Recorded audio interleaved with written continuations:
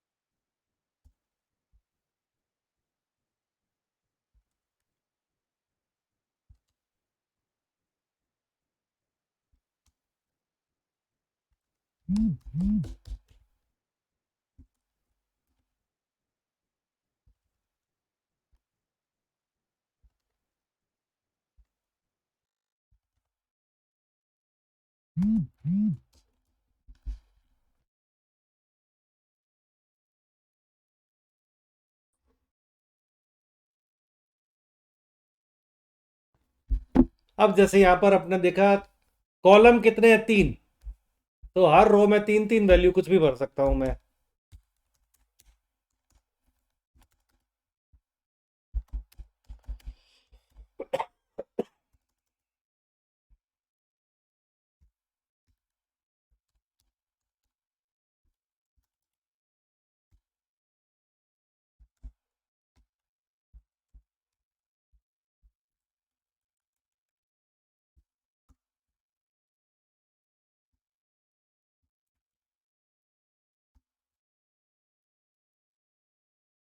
ठीक है, 3 कॉलम है और रो मेरी 4 है। तो कितने रखते हैं, 1 2 3 4।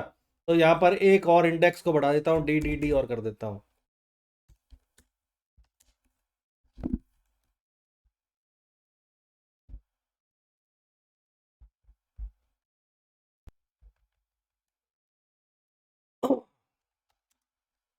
ये देखो मेरा डीएफ तैयार हो गया। अब जैसे मैं आपसे कहता हूं, क्या कह रहा हूं, जैसे मेरे को ए को डिलीट करना है। क्या करना है मेरे को, किसको डिलीट करना है, ए को डिलीट करना है। तो आपको क्या कमांड लगाने पड़ेगा, डीएफ डॉट ड्रॉप। ठीक है, और किसको डिलीट करना है, ए। अब यहां पर अपना क्वेश्चन आ रहा है, एक्सिस इज इक्वल टू क्या लिखूं, एक्सिस इज इक्वल टू 0 लिखूं क्या 1 लिखूं। क्योंकि देखो ए किधर आ रहा है, रो में आ रहा है। रो में आ रहा है मतलब रो के अंदर A B B C C D D. जब कभी भी किसी एक को भी आप डिलीट करोगे तो आपको रो के लिए खड़ी लाइन मतलब एक्सिस 0, लेटी हुई line axis Y Y Z Z है, वो मतलब है एक्सिस 1। तो खड़ी हुई लाइन की वैल्यू है ए, कहां से, खड़ी हुई लाइन से है। तो यहां पर लिख देंगे एक्सिस 0। ये देखो ए गायब हो गया। इसी प्रकार अब आपको मैं कहता हूं जेड जेड को डिलीट करना है। तो क्या कमांड लगाएंगे, DF dot D R O P, column का नाम लिख दो, किसको कार्य करना है बस। अब यहां पर आपको देना पड़ेगा ये axis Y Y Z Z, column में आते हैं तो आपको लिखना है एक्सिस इज इक्वल टू 1।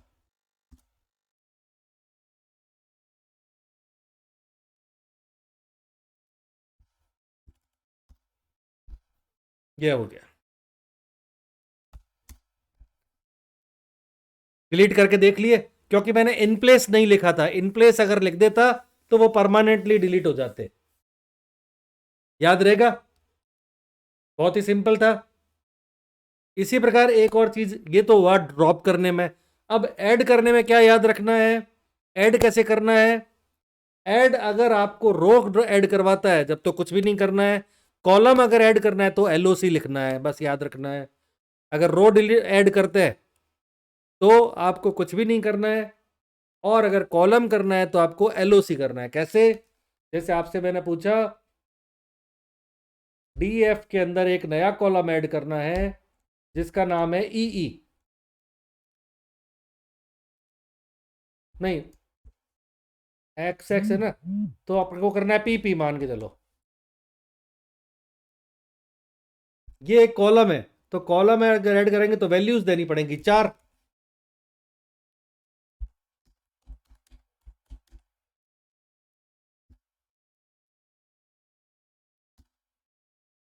अब डीएफ को देखो, ये एक्स्ट्रा जुड़ गया। अगर आपको रो जोड़नी है, रो को जब भी मेंशन करना है व्यू करते वक्त, तो अब आपको एलओसी का यूज करना है। आपको किसका यूज करना है? एलओसी का। तो मैंने कहा डीएफ डॉट एलओसी, नया कॉलम मैं जोड़ता हूं E is equal to 1 2 3 4 value देनी है, तो मैं यहां पर कोई 4 वैल्यू दे दूंगा।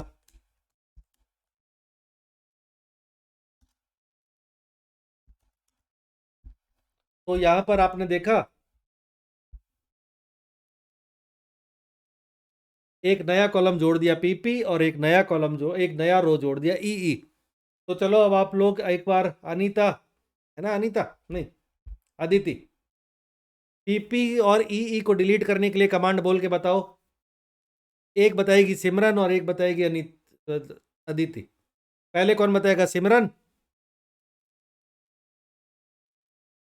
ई या पीपी को डिलीट करना है। Remove the E and remove the PP, बोलो। माइक्रोफोन है ना बोलने के लिए? df डॉट drop ड्रॉप करके हम जिसको भी डिलीट करना है, मान के चलो ई लिख दो या पीपी लिख दो, कुछ भी लिख दो। यहां पर मैंने ई लिख दिया। ई क्योंकि ये किस पर है? रो पर है, तो आपको लिखना है एक्सिस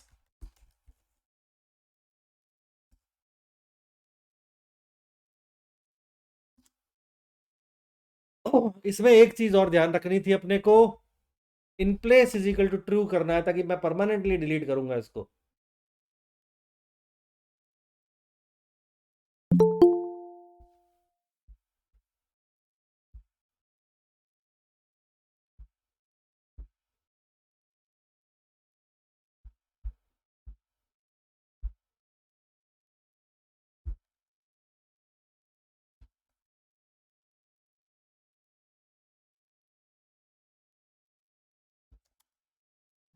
हाँ, किसको भी ऐड कर, डिलीट किसको करना है? ई को।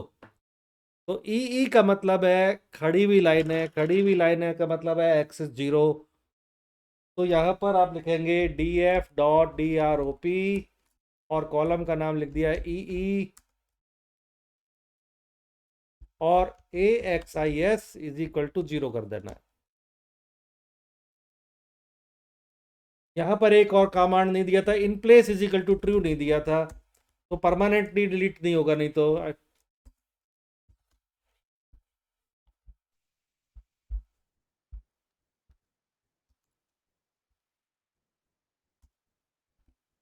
हाँ, अब चलो भाई, सिमरन और अदिति में से कोई एक बताएंगे, पीपी को डिलीट करना है। डीडी में तो गया, पीपी को डिलीट करना है, बोलो कमांड बोलो। आंसर देना है, ऐसे चुपचाप नहीं बैठे रहना है। df हाँ, very good. df dot delete delete नहीं बेटा, drop. pp x PP comma हाँ drop pp comma axis is 1 X is equal to 1, very good. axis is equals to 1 बस, और in place is equal to true.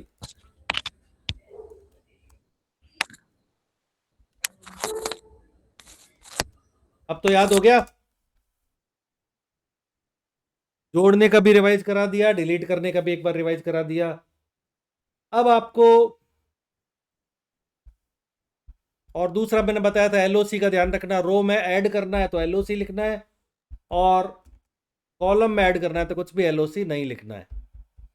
अब थोड़ा सा इसमें एक चीज और देख लेते हैं। ये रहा मेरा डीएफ। अब डीएफ में मेरे को, मान के चलो मैं कहता हूं फर्स्ट रो को ही देखना है, मेरे को किसको देखना है? Only first row. तो डीएफ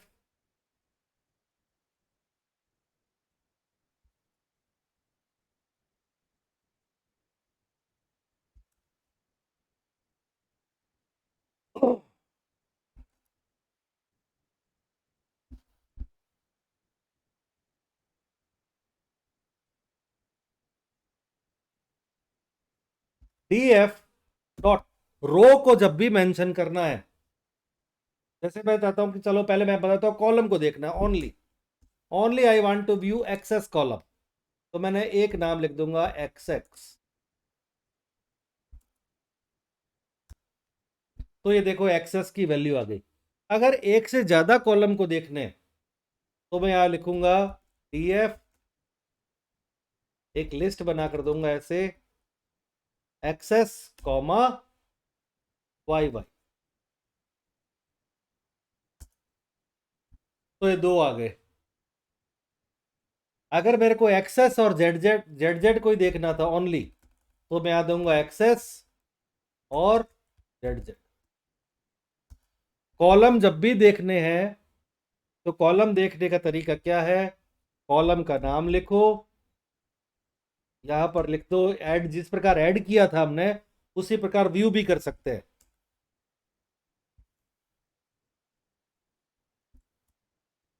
अगर एक से ज्यादा अगर कॉलम को देखना है तो उसको लिस्ट बना करके मल्टीपल वैल्यूज देनी पड़ेंगी। अगर सिंगल देखना है तो एक वैल्यू दे दो, और एक से ज्यादा देखनी है तो मल्टीपल वैल्यूज देंगे। जैसे मेरे को अगर एक्स साथ साथ में इसके एक्स एक्स भी देखना था, तो मैं इसकी एक लिस्ट बना दी और इसके अंदर लिख दिया।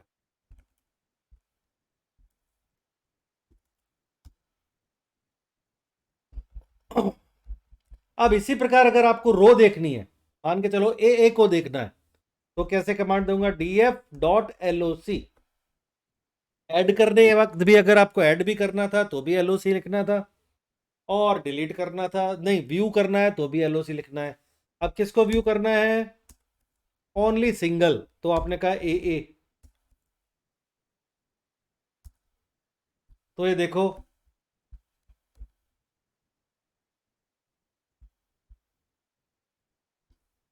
इसने ए की जो भी वैल्यू थी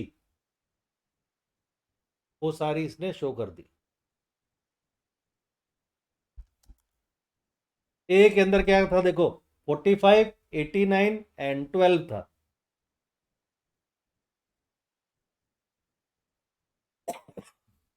ठीक है। अगर मेरे को दो रो देखनी है, जैसे मैंने कहा मेरे को ए भी देखनी है और बी भी देखनी है, तो df डॉट loc, पिछली बार मैंने क्या कमांड लगाया था, जब ए की वैल्यू देखनी थी तो ए लगा दिया, लेकिन दो वैल्यू देखनी है तो कॉमा लगा करके आप लिखूंगा बी। लेकिन जब भी दो वैल्यू आ जाएंगी तो आपको इसको एक लिस्ट के बना करके अंदर देना पड़ेगा।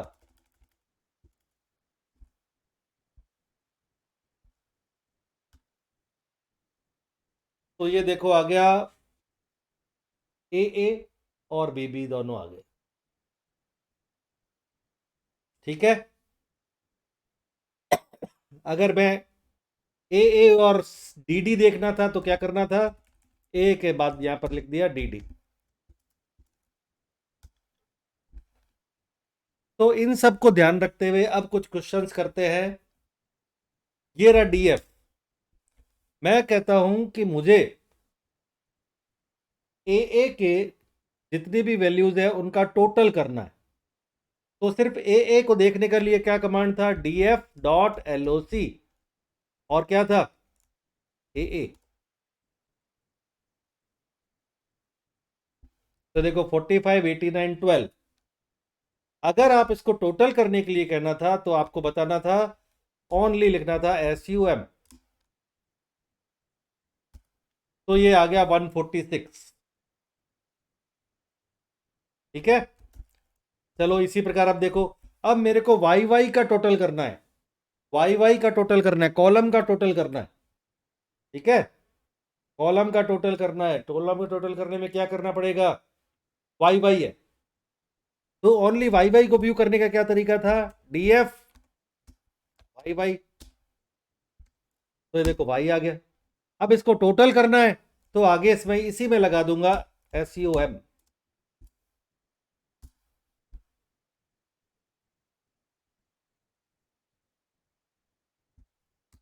तो मान के चलते हैं जैसे ए बी सी सी ये किसी स्टूडेंट के नाम है, जैसे अब मैंने कह दिया, ये इसको और थोड़ा प्रैक्टिकल कर देता हूं, ये लिख दिया अनीता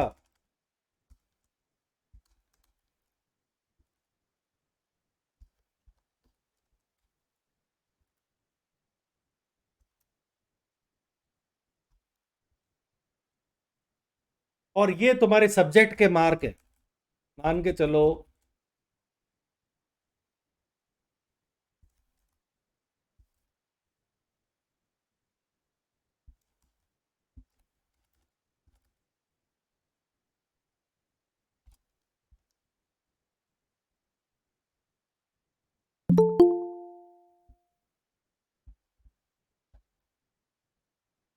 अब मैं इसको रन करता हूं।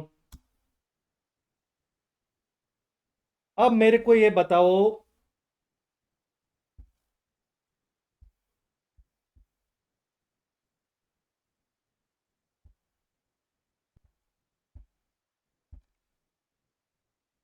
अब मेरे को बताओ कि अकाउंट्स में सबसे ज्यादा नंबर किसके आए हैं।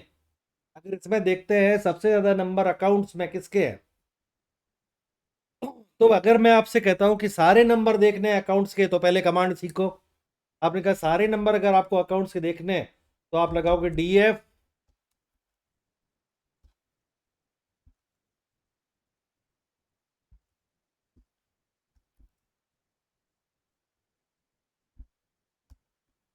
ये रहे अकाउंट्स के। सबसे ज्यादा नंबर किसके हैं, 89 है। तो मैं इसी कमांड में आगे और जोड़ दूंगा .max। तो आपको पता चल गया ये अकाउंट्स के मैक्सिमम नंबर हैं 89।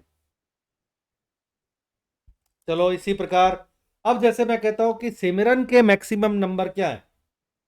सिमरन रो में आती है, देखो सिमरन किधर आती है, रो में। रो में आते हैं तो हमेशा क्या करना है, एलओसी लिखना है। तो सबसे पहले सिमरन के सारे नंबर देखते हैं। तो उसके लिए सारे नंबर देखने के लिए क्या कमांड है,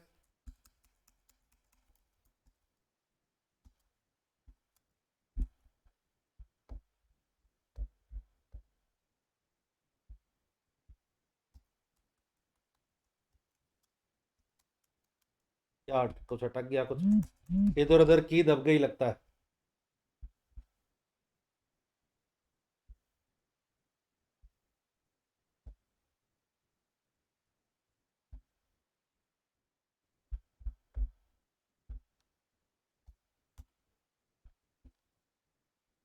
तो आपने कहा df.loc और अंदर लिख देंगे SIMRAN।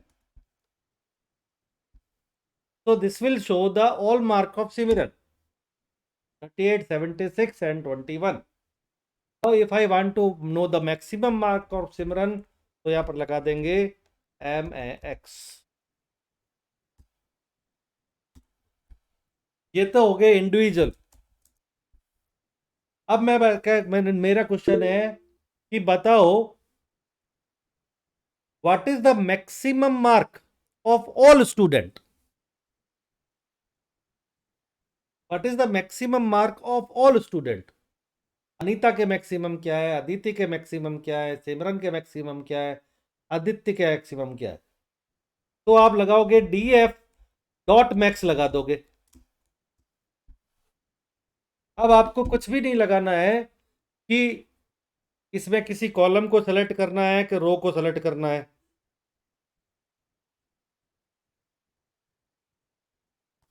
ठीक है। तो अगर df.max दे दूंगा, तो रो सारे किस में आते हैं, एक्सिस 0 होता है कि एक्सिस 1 होता है। रो के लिए क्या होता है सिमरन, सारे रो के लिए हमेशा याद रखना है खड़ी हुई लाइन एक्सिस 0। ये लो। तो सबसे पहले मैक्सिमम मार्क 67,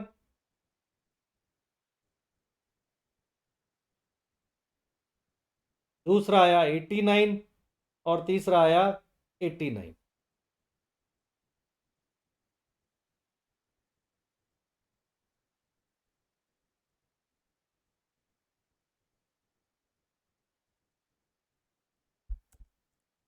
यही अगर मैं एक्सिस 1 लगा दूंगा,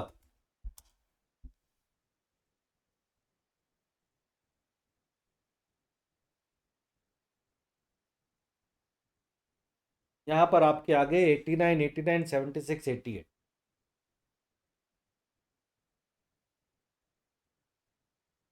आ गया समझ में। तो इस तरह के आपके कुछ भी क्वेश्चन अगर सारे अगर आ जाए, देखो मैक्सिमम कहता है दो ही तरीके से आ सकता है पेपर में, कि या तो सारे रो के लिए पूछ लेगा या सारे कॉलम के लिए पूछ लेगा। तो आपको कुछ भी नहीं करना है, या पर्टिकुलर रो या पर्टिकुलर कॉलम के लिए करना है, तो आपको डीएफ करके उस रो का नाम लिख दो।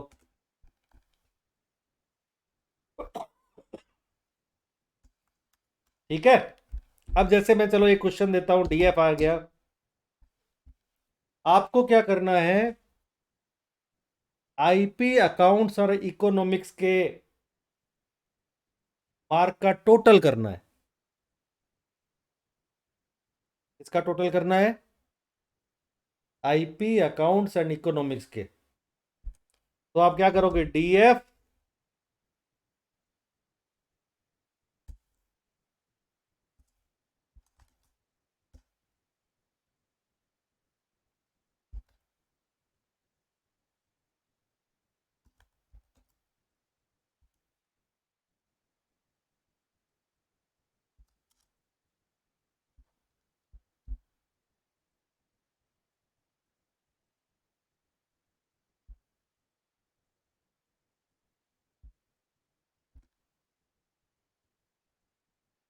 फोर्टी फाइव और 89 को जोड़ा तो 134 आ गया। इसी प्रकार 67 एंड 34 को जोड़ा तो आपका आ गया 101। 38 और 76 को जोड़ा तो आपका आ गया 114। और क्या आ गया आपके ये, क्लियर। तो ये तो अभी तक हमने जो एक बार किया था उन सबका ये आंसर हो गया हमारा। अब आज देखते हैं कुछ कंडीशन लगाना। अब देखते हैं सर्च कैसे करते हैं। सर्च करने का एक,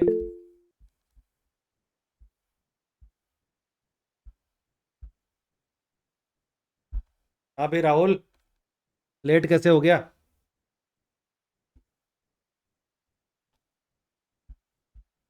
सर बाहर था। मैं खुद आज शादी से बस आते ही क्लास लेने बैठा हूं। चलो देखो, अब अपने देखते हैं सर्च कैसे करते हैं। इतना तो अभी तक मेरे हिसाब से पेपर में जितने भी क्वेश्चन आएगा उनको तुम इतने जो मैंने सिखाया है उनमें से सॉल्व कर सकते हो। अब अगर अपन सीधा सीरीज से सर्च करना शुरू करते हैं, जैसे कल सबसे पहले एक single one dimension array series बनाई थी, सीरीज से सर्च करना सीखते हैं। तो इसी इसी तरह से हम सर्च भी कर लेंगे।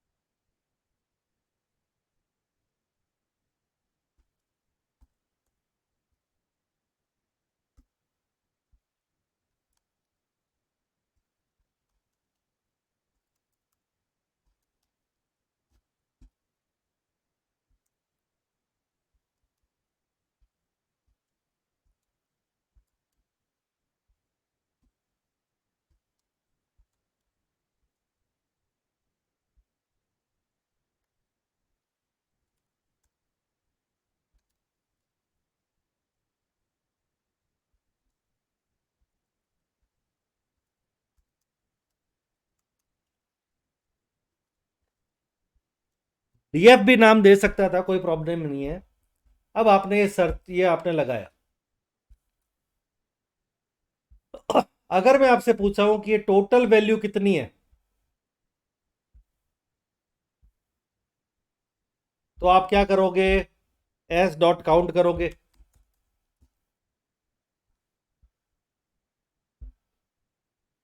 नौ है। इनमें से मैक्सिमम वैल्यू कौन सी है, तो आप कहोगे प्रिंट।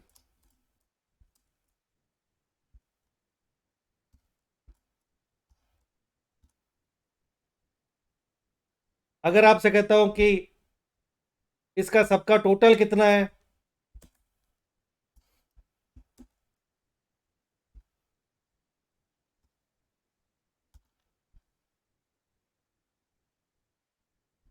अब इसको रन करते हैं तो ये आ गया। 9 टोटल वैल्यूज है, 98 मैक्सिमम वैल्यू है, और 436 इन सबका टोटल है। मिनिमम पता करना है तो मिनिमम लगा दो।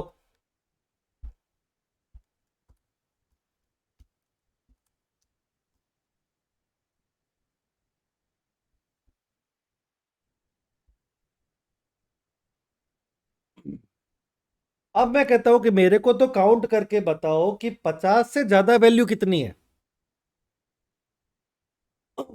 ठीक है, इसमें पता चलो कि इसमें से 50 से ज्यादा वैल्यू कितनी है, ये कैसे पता कर लेंगे? तो इसके लिए आपको एक कंडीशन लगानी पड़ेगी। इसका मतलब एस जो है ग्रेटर देन कितना होना चाहिए?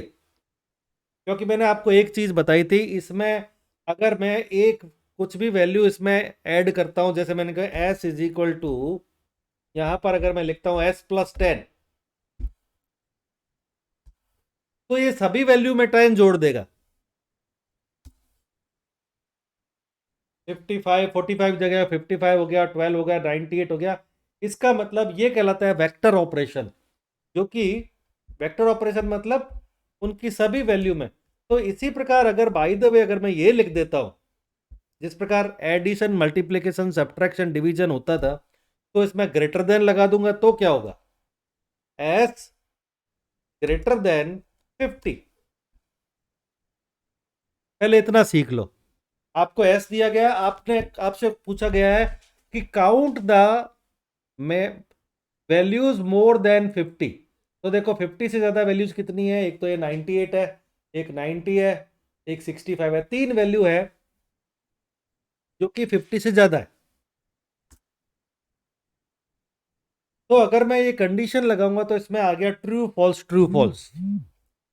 तो बस अब आप ये चीज सीख लो कि ये, अब आप एक काम करो, ये जो आपने एस ग्रेटर देन 50 लगाया था, इसको क्या करो, आप एक वेरिएबल के अंदर सेव कर दो। कैसे करेंगे सेव? मान के चलो मैंने इसका वेरिएबल का नाम दे दिया टी टी। ये जो रिजल्ट आया है उसको मैंने एक वेरिएबल टी टी के अंदर सेव कर दिया। अब आप क्या करोगे, एस करके अंदर लिख दो टी टी। अपने आप जो भी वैल्यू है वो सारी आ जाएंगी। एस करके टी टी। ये सिंपल तरीका बता रहा हूं, वैसे तो इसका, तो आपने कहा अब आपने इसको काउंट कर लो। तो आपने कहा क्या करेंगे, एस करके टीटी से तो वैल्यू आ गई, अगर आप उसको काउंट करोगे, उसने आंसर दे दिया 3। तो ये आपके एक क्वेश्चन का आंसर हो गया। Find the total number of values more than 50। 50 से ज्यादा वैल्यूज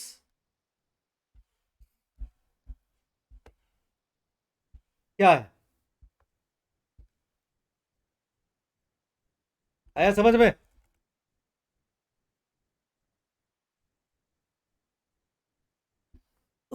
जैसे मैं पूछता हूं, ये रहा मेरा एस,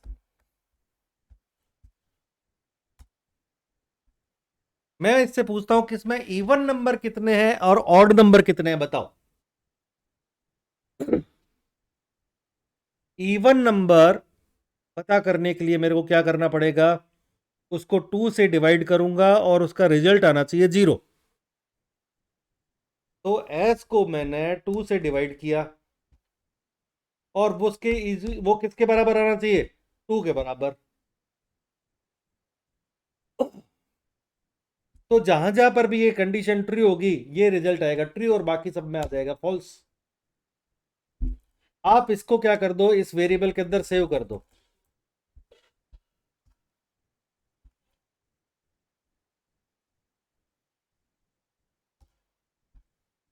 अब क्या करो, एस के अंदर लिख दो टीटी।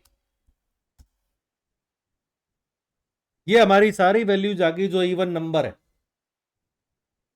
12 98 90 34 एंड 10। अब आपसे मैं बताऊं कि ये कितनी है, टोटल कितनी है, तो आप कह दोगे काउंट कर दो।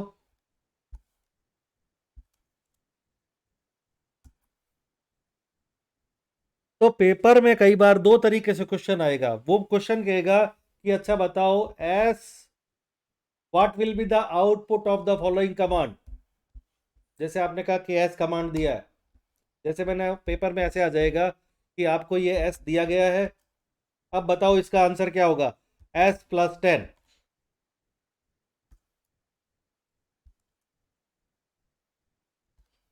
तो आप क्या करोगे, इन सब में 10 बढ़ा करके इसका आंसर ये आएगा 55 22 80। अगर मैं कहता हूँ चलो इसका आंसर बताओ, s डिवाइडेड बाई 2, तो इसका आंसर क्या आएगा? हर नंबर को अगर 2 से डिवाइड करेंगे तो रिमाइंडर या तो 0 आएगा या 1 आएगा, तो आंसर आएगा 100110010। आया समझ में? तो इसके दो तरीके हैं बेटा, तो एक तो देख लो, या तो ऐसे लिखो अगर प्रैक्टिस हो जाए तो, s ग्रेटर देन 50,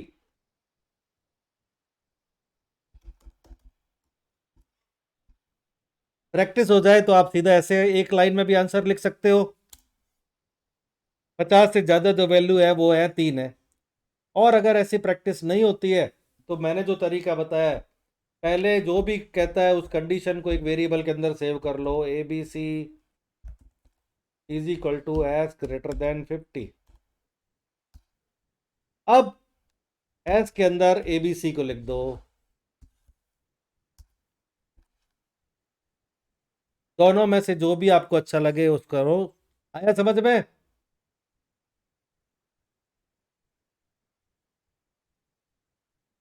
ये कि हम डेटा फ्रेम के साथ भी कर सकते हैं।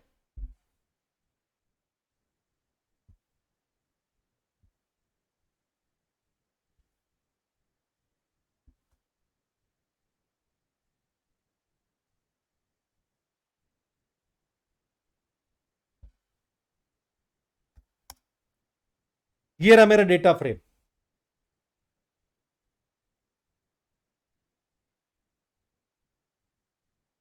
अभी मैं पूछता हूं कि इकोनॉमिक्स में 50 से ज्यादा वैल्यू कौन कौन सी है?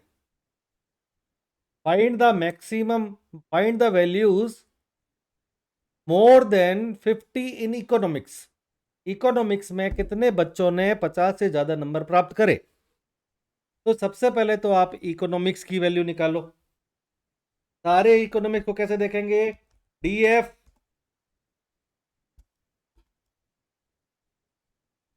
ये आ गया सारा इकोनॉमिक्स। अब इसमें मैं कहता हूं कि इकोनॉमिक्स ग्रेटर देन 50 कर दूंगा, तो क्या होगा? तो जो है वहां पर ट्रू आ गया और जो नहीं हो वहां पर फॉल्स आ गया। तो मैं क्या करूंगा, इसको एक वेरिएबल के अंदर सेव कर दूंगा। कैसे? जैसे मैंने कहा T T is equal to D F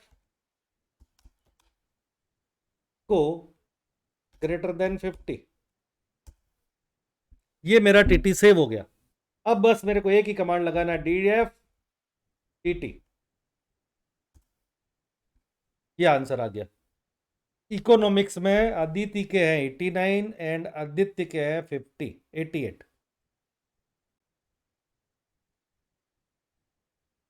अगर मैं अकाउंट्स के देखना चाहता हूं, अकाउंट्स में 50 से ज्यादा कितने हैं? 3 बच्चों के नाम आने चाहिए।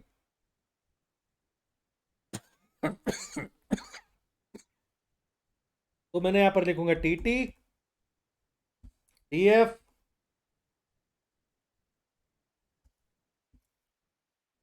अकाउंट वो क्या होना चाहिए? Greater than 50। ये मेरी कंडीशन मैंने सेव कर ली। अब मैं सिंपल कमांड लिखूंगा डीएफ टीटी। ये 3 बच्चों के नाम आ गए।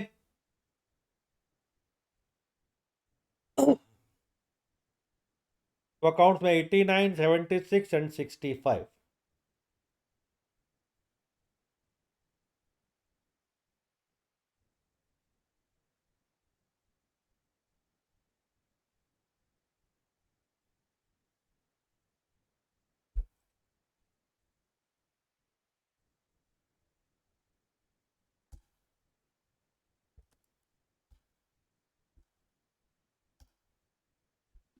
ये सिर्फ अकाउंट्स अकाउंट्स को प्रिंट कर दिया ओनली। अगर तुम पेपर में, अभी मैं जानबूझ के नहीं बता रहा हूँ, मैं सिंपल सिंपल ही बता दूं ताकि तुमको डिफिकल्टी नहीं हो। तो एक्चुअली देखो, डी एफ टी टी खुद अपने आप में एक नया डेटा फ्रेम है। ये खुद जो हमने देखा एक नया डेटा फ्रेम है।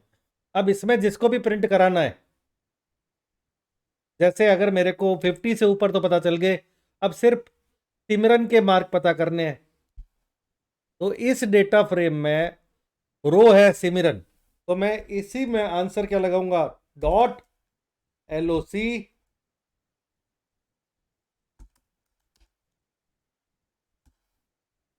तो ओनली ये सिमरन के मेरे को मार्क पता चल गए 38, 76, 65। इतना वैसे अपने को जरूरत नहीं है तो मैंने एक्स्ट्रा बता दिया। अभी मैं आपको सिर्फ उतना ही सिखा रहा हूं जितना तुम पेपर के पॉइंट ऑफ व्यू से याद रख सको और आपके कम से कम 15-20 नंबर इसमें डेटा फ्रेम में नहीं कटे। तो जितने भी क्वेश्चन है आप इसमें आराम से इसको आप सॉल्व कर सकते हो डेटा फ्रेम के। लास्ट एक चीज और बता दे रहा हूं कि 1-2 नंबर का क्वेश्चन आता है कि डेटा फ्रेम को डिक्शनरी से कैसे क्रिएट करते हैं। ये रहा मेरा डेटा फ्रेम। अब एक डिक्शनरी बनाना और सीख लो ताकि डेटा फ्रेम के तुम्हारे सारे क्वेश्चन सॉल्व हो जाएंगे। कम से कम 10-15 नंबर इसमें आराम से मिल जाएंगे। अभी हम देखेंगे बोर्ड वाला पेपर भी सॉल्व करके। इस डेटा फ्रेम में डिक्शनरी बनाना है तो हमेशा एक बार ऐसा डेटा फ्रेम आपको बनाने के लिए आ गया तो एक बार रो को छोड़ दो, सिर्फ कॉलम और वैल्यू को देख लो। आप एक डिक्शनरी तैयार करो। डिक्शनरी कैसे तैयार करते हैं, ऐसे। ये क्लास 11th का है। डिक्शनरी होता है की एंड वैल्यू। तो की लिखो IP और उसकी जो वैल्यूज है वो है आपकी 45, 67, 38, 45।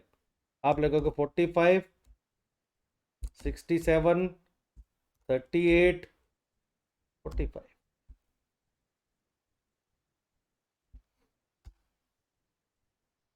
इसी प्रकार अब आपने कहा दूसरा,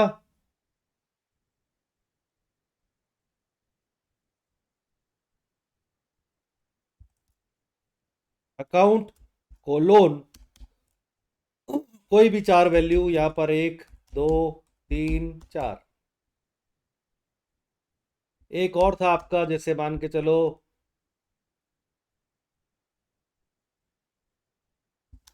इको,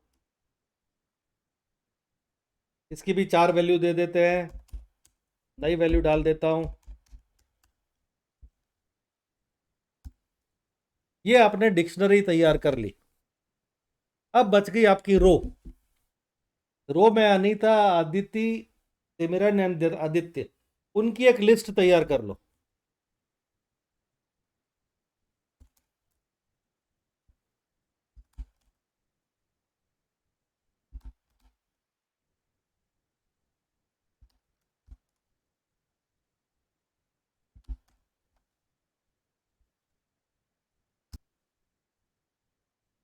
डिक्शनरी तैयार होगी, लिस्ट तैयार हो गई।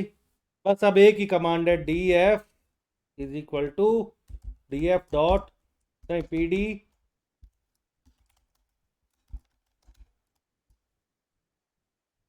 D लिख दो, कॉमा ओनली इंडेक्स। इंडेक्स क्या है, अपना L है। इंडेक्स है L, बाकी ये अपने आप डिक्शनरी से उठा करके कर देगा। ये अपना डेटा फ्रेम तैयार हो गया। 1-2 नंबर का क्वेश्चन ये भी आता है कि आपको डेटा फ्रेम दे देगा कि उसको डिक्शनरी से कैसे क्रिएट करते हैं, ऐसा बनाओ। तो ये बहुत ही सिंपल है।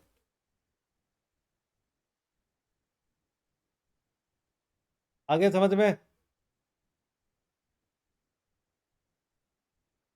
अब लास्ट एक और टॉपिक जो रह गया है वो है सिर्फ, अगर आपको इन कॉलम के नाम बदलने हैं तो क्या करेंगे। अनीता का नाम बदलना है, अदिति का नाम बदलना है, सिमरन का या आदित्य का, किसी का भी नाम बदलना है, अकाउंट का नाम बदलना है। जैसे आपने कहा अकाउंट नहीं, इसमें पूरा अकाउंट लिखो, ACC का मेरे को नाम बदलना है अकाउंट। तो एक कमांड लास्ट है, पेपर में आ जाता है कई बार, क्योंकि हमारे बहुत सिलेबस रिड्यूस हो गया है। अब सिलेबस में सिर्फ इतना ही रह गया है, एकमात्र रीनेम करना, सब मैक्स काउंट वगैरह करना और डेटा फ्रेम क्रिएट करना और सीरीज क्रिएट करना। ये पूरा 25 नंबर का हो जाएगा हमारा। DF डॉट रीनेम,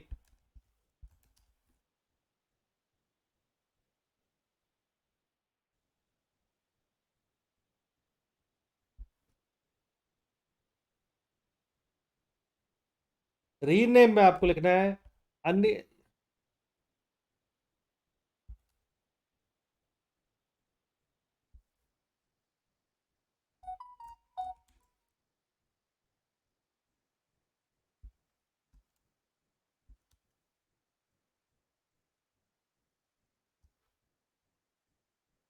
ये थोड़ा सा याद कर लेना कैसे कैसे करना है। इंडेक्स है, जैसे मैंने कहा अनीता, अनीता का नया नाम करना है मेरे को,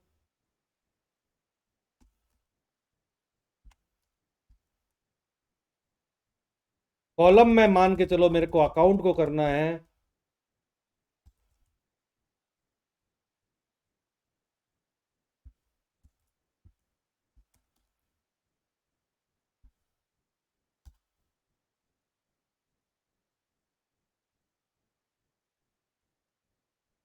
df डॉट रीनेम। अगर इंडेक्स है तो इंडेक्स कर दो, इंडेक्स की पुराना इंडेक्स नया इंडेक्स। अकाउंट का मेरा अकाउंट में करना है, कॉलम है ये पुराना इंडेक्स और बदले में नया इंडेक्स।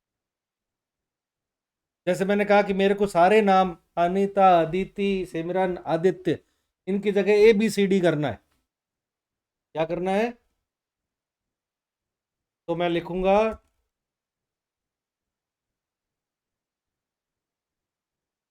ओनली इंडेक्स, लिखूंगा यहाँ पर इंडेक्स में लिखूंगा सबसे पहले मेरे को लिखना है ANITA,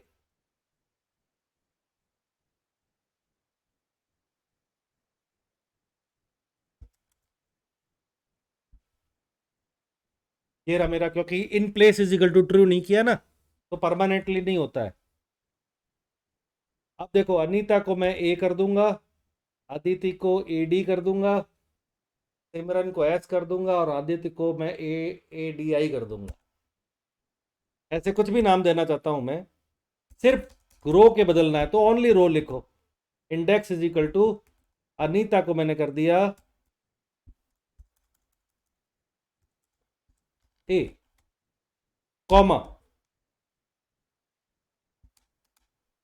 अदिति को मैंने लिख दिया मान के चलो B, कॉमा सिमरन को मैं लिख देता हूं कॉलोन करके C। और सारे ही सारे करने हैं तो सारे कर दो, जो करना है उसको। आदित्य को वैसे ही पढ़ा छोड़ देता हूं।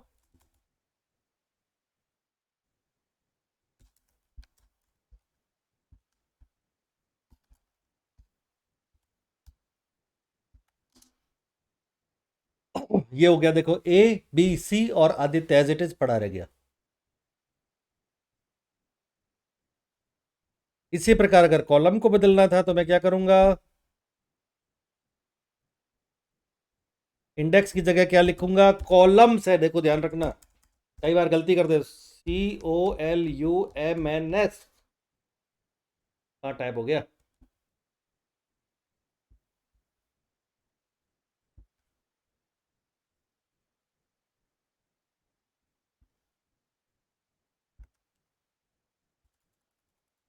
कॉलम्स में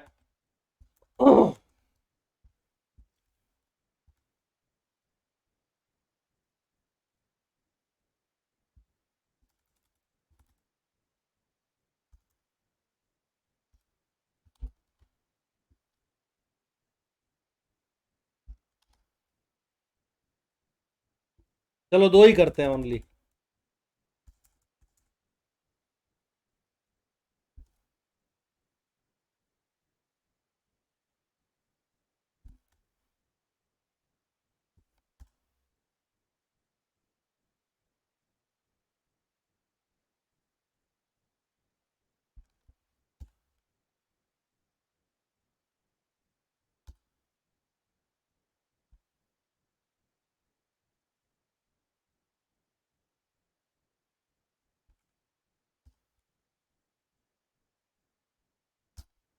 ये बदल गया,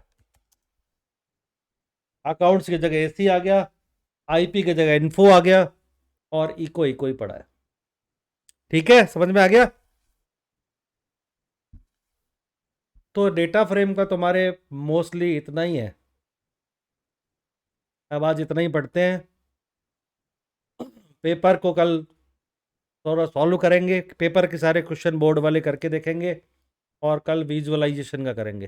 कल शायद नहीं लगेगी, कल मेन शादी है मेरे फ्रेंड के उधर, तो कल मैं नहीं पढ़ाऊंगा शाम को, कल पूरे दिन नहीं पढ़ा पाऊंगा। ठीक है,